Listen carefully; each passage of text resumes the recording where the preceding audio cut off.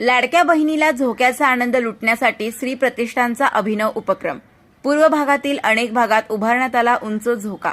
श्रावण महिन्यातील महिलांचा सण असणाऱ्या नागपंचमीला झोक्याचे विशेष महत्त्व असते.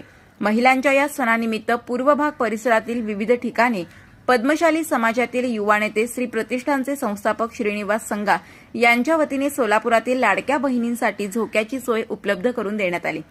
सोलापूर शहरातील पूर्व भाग असणाऱ्या दाजीपेठ येथील श्री सिद्धनागनाथ देवस्थान, पद्मानगर परिसरातील याल्लालिंग मठ, हनुमान मारुती मंदिर परिसरातील माधवनगर, फलमारी झोपडपट्टी आणि लोधी गल्ली येथे झाडांची संख्या कमी असल्याने कृत्रिमरित्या उंच झोका बांधून माता बहिणींना आनंद लुटण्यासाठी उपलब्ध करून देण्यात आलं. श्री प्रतिष्ठानच्या या उपक्रमाचा शुभारंभ पूर्व भागातील दाजीपेठ येथील श्री सिद्ध नागनाथ देवस्थान येथे श्री नागनाथ मूर्तीची महाआरती करून करण्यात आली.